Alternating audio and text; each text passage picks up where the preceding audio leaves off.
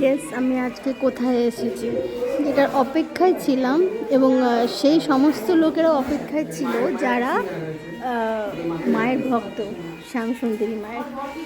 দেখাচ্ছি, আজকে মায়ের প্রতিষ্ঠা দিবস, আজকে এখানে প্রতিষ্ঠিত হচ্ছে।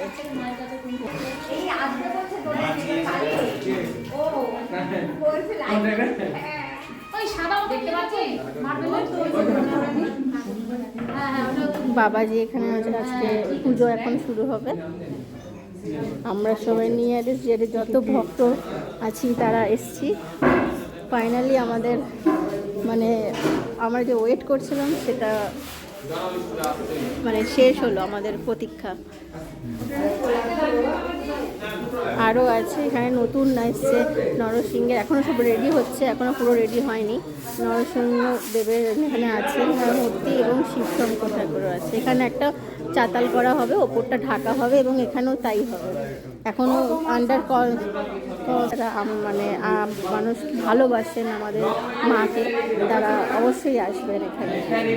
কোথায় কি সে বাদে প্রায় 2 মাস বাদে মায়ের মূর্তি দেখছি, মাকে দেখতে পাচ্ছি, যেটা টোটালি আনএক্সপেক্টেড ছিল। কবে আমরা দেখতে পাবো, কবে মন্দির উদ্বোধন হবে সেটা আমাদের কোনো রকম আইডিয়াই ছিল না। ইনফ্যাক্ট এত তাড়াতাড়ি মন্দির প্রতিষ্ঠা হয়ে যাবে, মায়ের মূর্তি নতুন জায়গায় প্রতিষ্ঠা হয়ে যাবে সেটা ভাবতেও পারিনি।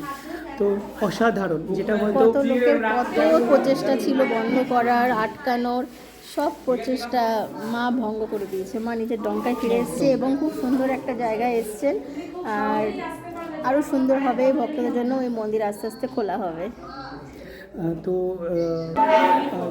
এবারে আস্তে আস্তে মাকে যেখান থেকে বিতাড়িত করা হয়েছে, তো এবারে নতুন জায়গায় মা এখন নিজের অন্য রূপ নিয়ে ফিরে এসছেন। বাস এটুকুই বলব। জয় মা।